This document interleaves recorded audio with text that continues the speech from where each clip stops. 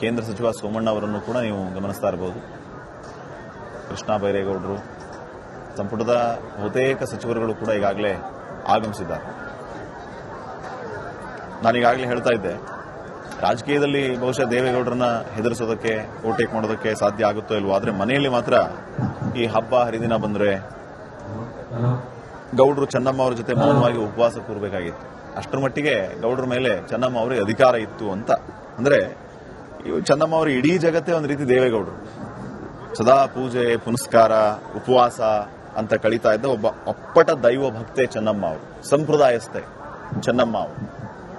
ಈಗಾಗಲೇ ಸ್ವತಃ ದೇವೇಗೌಡರು, ರೇವಣ್ಣ ಅವರು, ಕುಮಾರಸ್ವಾಮಿ ಅವರು, ಅನಿತಾ ಕುಮಾರಸ್ವಾಮಿ ಅವರು, ಭವಾನಿ ರೇವಣ್ಣ ಅವರು, ಅವ್ರ ಮಕ್ಕಳು ಚೆನ್ನಮ್ಮ ಅವರು ಹೇಗೆ ಮನೆಯಲ್ಲಿ ಯಾವ ರೀತಿ ಇರ್ತಾ ಇದ್ರು ಅನ್ನೋದ್ರ ಬಗ್ಗೆ ಮಾಧ್ಯಮಗಳ ಜೊತೆ ಮಾತಾಡುವಾಗ ತಮ್ಮ ಅನುಭವವನ್ನು ಹಂಚಿಕೊಂಡಿದ್ದಾರೆ, ಕಣ್ಣೀರು ಹಾಕಿದ್ದಾರೆ.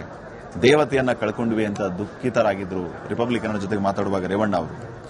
ಇನ್ನ ವಿಶೇಷ ಏನಂತಂದ್ರೆ ಈ ದೊಡ್ಡಗೌಡರ ಕುಟುಂಬ ದೊಡ್ಡ ಕುಟುಂಬ, ಎಷ್ಟು ಜನ ಮಕ್ಕಳು, ಮೊಮ್ಮಕ್ಕಳು, ಸೊಸೆಯಂದ್ರು. ಚೆನ್ನಮ್ಮ ಅವರು ಯಾವ್ದಾದ್ರು ದೇವಸ್ಥಾನಕ್ಕೆ ಇವರೆಲ್ಲರ ಹೆಸರಲ್ಲಿ ಸಂಕಲ್ಪ ಮಾಡಿ ಪೂಜೆ ಮಾಡಿಸಬೇಕು ಅಂತ ಹೋದ್ರೆ ಪ್ರತಿಯೊಬ್ಬರ ರಾಶಿ, ನಕ್ಷತ್ರ, ಕುಲ, ಗೋತ್ರ ಎಲ್ಲವನ್ನು ಪಟಪಟ ಅಂತ ಹೇಳ್ತಾ ಇದ್ರಂತೆ.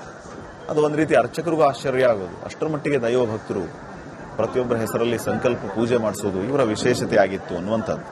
ಇನ್ನ ಎಷ್ಟು ಸರಳತೆ, ಎಷ್ಟು ಮುಗ್ಧತೆ ಅನ್ನೋದಕ್ಕೂ ಕೂಡ ಚೆನ್ನಮ್ಮ ಅವರ ಸರಳತೆ ಹೇಗೆ, ಅವರ ಮುಗ್ಧತೆ ಹೇಗೆ ಅನ್ನೋದನ್ನು ನಾವಿಲ್ಲಿ ನೆನಪಿಸ್ಕೊಳ್ಳೋದಾದ್ರೆ, ಮಾಜಿ ಪ್ರಧಾನಿ ಅವರ ಪತ್ನಿ ನಾವು ನೋಡಿದೀವಿ ಕೆಲವರು ಯಾವ ರೀತಿ ಇದನ್ನು ಮಾಡ್ತಿರ್ತಾರೆ ಅಂತ ಹೇಳಿ. ಆದರೆ ಇವರು ಮಾಜಿ ಪ್ರಧಾನಿ ಪತ್ನಿಯಾಗಿದ್ರು ಕೂಡ ಅವರಲ್ಲಿ ಲವಲೇಶವೂ ಹಮ್ಮು ಬಿಮ್ಮು ಇರಲಿಲ್ಲ. ಲವಲೇಶವು ಹಮ್ಮು ಬಿಮ್ಮು ಇರಲಿಲ್ಲ. ಅವರ ಸರಳತೆಗೆ ಸಾಕ್ಷಿಯಾದಂತಹ ಒಂದು ಘಟನೆಯ ಬಗ್ಗೆ ಹೇಳಬೇಕು ಅಂತಂದ್ರೆ, 1983ರಲ್ಲಿ ದೇವೇಗೌಡರು ಮಂತ್ರಿ ಆದಂತಹ ಟೈಮ್ನಲ್ಲಿ ಬೆಂಗಳೂರಿನಲ್ಲಿ ಒಂದು ಸರ್ಕಾರಿ ಬಂಗ್ಲೆ, ಮಂತ್ರಿಗಳಿಗೆ ಸರ್ಕಾರಿ ಬಂಗ್ಲೆ ಕೊಡ್ತಾರಲ್ಲ, ಆ ರೀತಿ ಒಂದು ಸರ್ಕಾರಿ ಬಂಗ್ಲೆನ 1983ರಲ್ಲಿ ದೇವೇಗೌಡರಿಗೆ ಅಲಾಟ್ ಮಾಡ್ತಾರೆ. ಈ ಸಂದರ್ಭದಲ್ಲಿ ಹಾಸನದಿಂದ ಚೆನ್ನಮ್ಮ ಅವರು ಬರುವಂತ ಟೈಮ್ನಲ್ಲಿ ಈ ಸರ್ಕಾರಿ ಬಂಗ್ಲೆಗೆ ಬರಬೇಕಲ್ಲ, ಆ ಬರುವಂತ ಟೈಮ್ನಲ್ಲಿ ತಮ್ಮ ಪ್ರೀತಿಯ, ತಮ್ಮ ನೆಚ್ಚಿನ ಹಸುಗಳನ್ನು ಕೂಡ ಅವ್ರು ಬೆಂಗಳೂರಿಗೆ ತಗೊಂಡ್ಬಂದ್ರಂತೆ. ಆ ಸರ್ಕಾರಿ ಬಂಗ್ಲೆಗೆ ಹಸುಗಳನ್ನು ತಗೊಂಡ್ಬಂದ್ಬಿಟ್ರು. ಅಷ್ಟೊಂದು ಸರಳ ಅಂತ ಅಂದ್ರೆ, ಅಂತ ಒಂದು ಐಷಾರಾಮಿ ಸರ್ಕಾರಿ ಬಂಗ್ಲೆ ಹಿಂಭಾಗದಲ್ಲೇ ಆ ಹಸುಗಳಿಗೆ ಒಂದು ಕೊಟ್ಟಿಗೆನ ಕಟ್ಟಿಸಿ ಹಸುಗಳನ್ನು ಕೂಡ ಸಾಕಿದ್ರು. ಅಷ್ಟು ಸರಳ ಅಂದ್ರೆ ಅಪ್ಪಟ ಹಳ್ಳಿಯ ಹೆಣ್ಮಗಳು. ನಾನು ಮಂತ್ರಿ ಹೆಂಡತಿ, ನಾನು ಪ್ರಧಾನಮಂತ್ರಿ ಹೆಂಡತಿ, ನಾನು ಮುಖ್ಯಮಂತ್ರಿ ಹೆಂಡತಿ, ಇದು ಯಾವ ಹಮ್ಮು ಬಿಮ್ಮು ಲವಲೇಶವು ಅವರಲ್ಲಿ ಇರಲಿಲ್ಲ. ಅಪ್ಪಟ ರೈತ ಮಹಿಳೆ ಹೇಗಿರಬೇಕು ಆ ರೀತಿ ಇದ್ರವರು. ಸರ್ಕಾರಿ ಬಂಗ್ಲೆಯಲ್ಲೂ ಕೂಡ ತಮ್ಮ ಊರಿನಿಂದ ಹಸುಗಳನ್ನು ತಗೊಂಡ್ಬಂದು ಆ ಐಷಾರಾಮಿ ಬಂಗ್ಲೆ ಹಿಂದೆ ಒಂದು ಕೊಟ್ಟಿಗೆನ ಕಟ್ಟಿಸಿ ಆ ಹಸುಗಳನ್ನ ಕಟ್ಟಿದ್ರು ಅಂತಂದ್ರೆ ಅವರ ಸರಳತೆಗೆ ಇದಕ್ಕಿಂತ ಉದಾಹರಣೆ ಬೇಕಾ? ಆ ರೀತಿ ಸರಳವಾಗಿದ್ರು ಅಂತ ಹೇಳೋದಕ್ಕೆ ಇದರ ಅರ್ಥ. ಇನ್ನ ಬಟ್ಟೆ ಆಗ್ಬೋದು, ಸೀರೆ ಆಗಿರ್ಬೋದು, ಆಭರಣಗಳಾಗಿರ್ಬೋದು, ಒಡವೆಗಳು, ಇದು ಯಾವುದ್ರ ಮೇಲೂ ಕೂಡ ಅವರಿಗೆ ವ್ಯಾಮೋಹ ಅನ್ನೋದೇ ಇರಲಿಲ್ಲ. ಅಷ್ಟರ ಮಟ್ಟಿಗೆ ಚೆನ್ನಮ್ಮ ಅವರು ಆದರ್ಶಪ್ರಾಯರಾಗಿದ್ರು, ಆದರ್ಶ ದಂಪತಿಯಾಗಿದ್ರು. ನೀವು ನಿನ್ನೆಯಿಂದ ಒಂದು ಗಮನಿಸ್ತಾ ಇದ್ರಿ ಒಂದು ವಿಡಿಯೋನ, ದೇವೇಗೌಡರು ಮತ್ತು ಚೆನ್ನಮ್ಮ ಅವರು ಆಸ್ಪತ್ರೆಗೆ ಹೋಗೋಕ್ಕಿಂತ ಮುಂಚೆ ದೇವೇಗೌಡರಿಗೆ ನಮಸ್ಕಾರ ಮಾಡ್ತಾರೆ. ದೇವೇಗೌಡರು ಅವರಿಗೆ ಖುಷಿಯಿಂದ ಧೈರ್ಯ ತುಂಬುತ್ತಾರೆ, ಆರಾಮಾಗುತ್ತೆ, ಏನು ಚಿಂತೆ ಮಾಡಬೇಡ ಅಂತ ಹೇಳಿ. ಎಂತ ಅದ್ಭುತ ದೃಶ್ಯಗಳವೆಲ್ಲ ನೋಡ್ಬೇಕು ನಾವು. ಆದರ್ಶ ದಂಪತಿಗೆ ಮಾದರಿ ಅವರು. ಅಷ್ಟರ ಮಟ್ಟಿಗೆ ಬಾಂಧವ್ಯ, ಅಷ್ಟರ ಮಟ್ಟಿಗೆ ಪ್ರೀತಿ, ಹಿರಿಜೀವಗಳು. ಅಂತ ಸರ್ಕಾರಿ ಬಂಗಲೆ ಅಲಾಟ್ ಆದಂತ ಟೈಮ್ನಲ್ಲಿ 1983ರಲ್ಲಿ ಹಾಸನದಿಂದ ಹಸುಗಳನ್ನು ತಗೊಂಡ್ಬಂದು ಐಷಾರಾಮಿ ಬಂಗ್ಲೆ ಹಿಂದೆ ಒಂದು ಕೊಟ್ಟಿಗೆ ಕಟ್ಟಿಸಿ ಹಸುಗಳನ್ನು ತಗೊಂಡ್ಬಂದು ಇರ್ತಾರೆ ಅಂತಂದ್ರೆ ಇದು ಸರಳತೆ. ಇನ್ನೊಂದು ವಿಚಾರ ಏನಂತಂದ್ರೆ, ದೇವೇಗೌಡರಿಗೆ ಪಾಯಸ ಅಂದ್ರೆ ಬಹಳ ಇಷ್ಟ. ಆ ಪಾಯಸ ಯಾವ ಪಾಯಸ ಅಂತಂದ್ರೆ ನಜೀರ್ ಸಾಹಬ್ ಅನ್ನುವಂಥವ್ರ ಮನೆಯಲ್ಲಿ ಪಾಯಸ ಮಾಡಿದ್ದು ದೇವೇಗೌಡರಿಗೆ ಇಷ್ಟ ಆಗ್ಬಿಡ್ತಂತೆ. ನಜೀರ್ ಸಾಹಬ್ ಅವ್ರ ಮನೆಗೆ ಹೋದಾಗ ಅವ್ರು ಪಾಯಸ ಮಾಡಿದ್ರಂತೆ. ಆ ಪಾಯಸ ಅಂದ್ರೆ ಪಂಚಪ್ರಾಣ ದೇವೇಗೌಡರಿಗೆ. ಹಿಂಗಾಗಿ ಚೆನ್ನಮ್ಮ ಅವ್ರು ಏನ್ ಮಾಡ್ತಾರೆ ಅಂತಂದ್ರೆ, ನಜೀರ್ ಸಾಹಬ್ ಮನೆಯಲ್ಲಿ ಯಾವ ಅಡಿಗೆ ಭಟ್ರು ಪಾಯಸ ಮಾಡಿದ್ರು ಅವರನ್ನ ಅವ್ರ ಮನೆ ಕರೆಸ್ಕೊಂಡು ಆ ಪಾಯಸ ಹೇಗೆ ಮಾಡಬೇಕು ಅಂತ ಕಲಿತು ತಾವೇ ಸ್ವತಃ ಮಾಡಿ ಹಾಕಿದ್ರಂತೆ. ಹಬ್ಬ ಹರಿದಿನ ಬಂದಾಗೆಲ್ಲ ವಿಶೇಷವಾದಂತಹ ಖಾದ್ಯಗಳನ್ನ ಸ್ವತಃ ಇವರೇ ಕಾಳಜಿಯಿಂದ ತಯಾರಿಸಿದ್ರು. ದೇವೇಗೌಡರಿಗೆ ಮುದ್ದೆ, ಸೊಪ್ಸಾರು ಅಂದ್ರೆ ಬಹಳ ಇಷ್ಟ. ಅದನ್ನ ಸ್ವತಃ ತಾವೇ ಕೈಯಾರ ಮಾಡ್ತಾ ಇದ್ರು. ಅಡಿಗೆ ಮನೆಯಲ್ಲಿ ಅವ್ರಿಗೇನು ದೊಡ್ಡವರಪ್ಪ, ದೊಡ್ಡ ಜನ ಕೈಗೊಂದಾಳು ಕಾಲ್ಗೊಂದಾಳು, ಆದಾಗಿಯೂ ಕೂಡ ದೇವೇಗೌಡರಿಗೆ ಅವರೇ ಅಡಿಗೆ ಮಾಡಿ ಬಡಿಸ್ತಾ ಇದ್ರು ಅಂತಾನು ನಾವು ಕೇಳ್ಪಟ್ಟಿ. ಇಷ್ಟರ ಮಟ್ಟಿಗೆ ದೇವೇಗೌಡರು ಮತ್ತು ಚೆನ್ನಮ್ಮ ಅವರ ನಡುವೆ ಇಂಥ ಒಂದು ಬಾಂಧವ್ಯ. ಯಾಕೆ ಇವನ್ನೆಲ್ಲ ವಿಚಾರಗಳು? ಗಂಡ ಅಂದಮೇಲೆ ಹೆಂಡತಿ ಮೇಲೆ ಪ್ರೀತಿ ಇರುತ್ತೆ, ಹೆಂಡತಿ ಅಂದಮೇಲೆ ಗಂಡನ ಮೇಲೆ ಪ್ರೀತಿ ಇರುತ್ತೆ ಅನ್ನುವಂಥದ್ದು ನೀವು ಸಾಮಾನ್ಯವಾಗಿ ಕೇಳ್ತೀರಿ. ಆದರೆ ಇವರಲ್ಲಿ ಆ ವಿಶೇಷತೆ 72 ವರ್ಷದ ದಾಂಪತ್ಯ ಎಷ್ಟರ ಮಟ್ಟಿಗೆ ಅಂದರೆ, ನೀವು ನೋಡ್ತಾ ಇದ್ರಲ್ಲ, ನಾನು ಆಗಲೇ ಹೇಳ್ತಾ ಇದ್ನಲ್ಲ, ಆ ಕೊನೆಯ ಗಳಿಗೆ ಒಂದು ವಿಡಿಯೋ, ಆಸ್ಪತ್ರೆಗೆ ಚಿಕಿತ್ಸೆಗೆ ಅಂತ ಹೋಗುವ ಸಂದರ್ಭದಲ್ಲಿ ದೇವೇಗೌಡರ ಆಶೀರ್ವಾದ ತಗೋತಾರೆ ಚೆನ್ನಮ್ಮ ಅವರು. ಆ ಸಂದರ್ಭದಲ್ಲಿ ನಗ್ನಗ್ತಾನೆ ಹಾರೈಸ್ತಾರೆ, ಆಶೀರ್ವಾದ ಮಾಡ್ತಾರೆ, ಆರಾಮಾಗಿ ಬಾ ಅಂತ ಹೇಳಿ. ಇಷ್ಟರ ಮಟ್ಟಿಗೆ ನಿಜಕ್ಕೂ ನಾವು ನೋಡ್ತೀವಲ್ಲ ದಿನಾ ಸುದ್ದಿಗಳಲ್ಲಿ, ಹೆಂಗೆ ಸುದ್ದಿಗಳನ್ನು ನೋಡ್ತಿರ್ತೀವಿ ನಾವು. ವಿಚ್ಛೇದನ, ಮತ್ತೊಂದು, ಗಂಡನ ಹೆಂಡತಿ ಹೊಡೆಯೋದು, ಹೆಂಡತಿನ ಗಂಡ ಹೊಡೆಯೋದು, ಇಂಥ ಸುದ್ದಿಗಳನ್ನು ನೋಡುವ ಮಧ್ಯದಲ್ಲಿ ಇಂಥ ವಿಡಿಯೋಗಳು ಅಂಥವ್ರಿಗೆಲ್ಲ ಒಂದು ರೀತಿ ಇನ್ಸ್ಪಿರೇಷನ್ ಮಾದರಿ.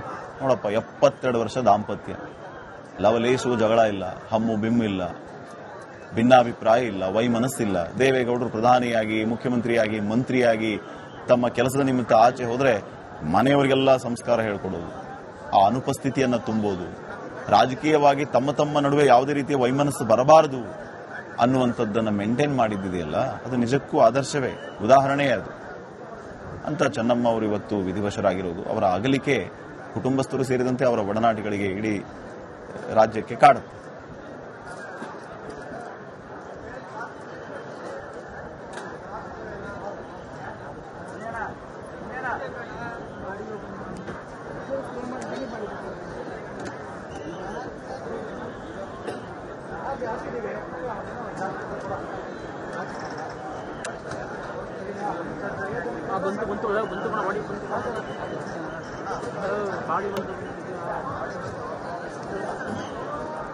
ಅಂತ್ಯಕ್ರಿಯೆಗೆ ಸಕಲ ಸಿದ್ಧತೆಗಳಾಗ್ತಾ ಇರುವಂತಹ ದೃಶ್ಯಗಳನ್ನು ನೀವು ನೋಡ್ತಾ ಇದ್ದೀರಿ.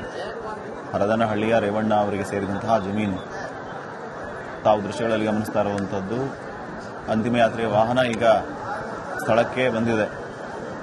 ಪುಷ್ಪಾಲಂಕೃತಗೊಂಡಿದ್ದಂತಹ ವಾಹನ, ಅಂತಿಮ ಯಾತ್ರೆಯ ವಾಹನ ಈಗ ಸ್ಥಳಕ್ಕೆ ಬಂದಿರುವಂತಹ ದೃಶ್ಯಗಳನ್ನು ತಾವು ಗಮನಿಸ್ತಾ ಇದ್ದೀರಿ. ಚೆನ್ನಮ್ಮ ಅವರ ಪಾರ್ಥಿವ ಶರೀರವನ್ನು ಹೊತ್ತ ಹೂಗಳಿಂದ ಅಲಂಕಾರಗೊಂಡಂತಹ ವಾಹನ ಈಗ ಈ ಅಂತ್ಯಕ್ರಿಯೆ ನಡೆಯುವಂತಹ ಸ್ಥಳವನ್ನ ತಲುಪಿದೆ. ತಾವದನ್ನು ದೃಶ್ಯಗಳಲ್ಲಿ ಗಮನಿಸ್ತಾ ಇದ್ದೀರಿ. ಕೆಲವು ಕ್ಷಣಗಳಲ್ಲಿ ಈಗ ಅಂತಿಮ ವಿಧಿವಿಧಾನಗಳು ಆರಂಭ ಆಗುತ್ತೆ.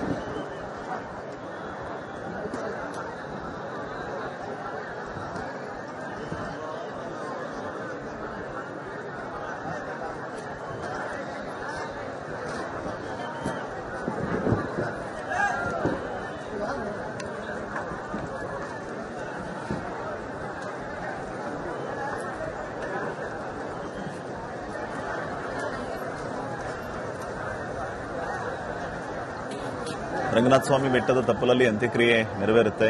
ಈಗ ಹರದನಹಳ್ಳಿಯ ರಂಗನಾಥ ಸ್ವಾಮಿ ಬೆಟ್ಟದ ತಪ್ಪಲು ಅಂತ್ಯಕ್ರಿಯೆ ನಡೆಯುವಂತಹ ಜಾಗ, ಅಲ್ಲಿ ಈ ಪಾರ್ಥಿವ ತಲುಪಿರುವಂತಹ ದೃಶ್ಯಗಳನ್ನು ತಾವು ಗಮನಿಸ್ತಾ ಇದ್ದೀರಿ. ಕೆಲವು ಕ್ಷಣಗಳಲ್ಲಿ ಚೆನ್ನಮ್ಮ ಅವರ ಅಂತ್ಯಕ್ರಿಯೆ ಆರಂಭ ಆಗುತ್ತೆ. ಅಂತಿಮ ವಿಧಿವಿಧಾನಗಳು ಆರಂಭ ಆಗುತ್ತೆ. ಕುಟುಂಬಸ್ಥರೆಲ್ಲರೂ ಕೂಡ ಈಗಾಗಲೇ ಅಲ್ಲಿ ಹಾಜರಾಗಿದ್ದಾರೆ. ದೊಡ್ಡ ಕುಟುಂಬ ದೇವೇಗೌಡರದ್ದು, ತುಂಬು ಕುಟುಂಬ, ಮಕ್ಕಳು, ಮೊಮ್ಮಕ್ಕಳು, ಮರಿಮೊಮ್ಮಕ್ಕಳು ಎಲ್ಲರೂ ಕೂಡ ಚೆನ್ನಮ್ಮ ಅವರ ದರ್ಶನ ಮಾಡಿಕೊಂಡಿದ್ದಾರೆ. ಅಂತಿಮ ನಮನವನ್ನ ಸಲ್ಲಿಸ್ತಾ ಇದ್ದಾರೆ. ಸ್ವಲ್ಪ ಹೊತ್ತಿನಲ್ಲಿಯೇ ಅಂತಿಮ ವಿಧಿವಿಧಾನಗಳು ಆರಂಭ ಆಗುತ್ತೆ. 11 ಜನ ಅರ್ಚಕರು ಬಂದಿದ್ದಾರಲ್ಲಿ. ಅವರ ನೇತೃತ್ವದಲ್ಲಿ ಹಲವು ಮಂತ್ರ ಪಠಣಗಳೊಂದಿಗೆ, ಸಂಕಲ್ಪಗಳೊಂದಿಗೆ ಅಂತಿಮ ವಿಧಿವಿಧಾನ ಆರಂಭ ಆಗುತ್ತೆ. ಸ್ವಲ್ಪ ಹೊತ್ತಿನಲ್ಲಿ ಅಂತ್ಯಕ್ರಿಯೆ ನೆರವೇರು.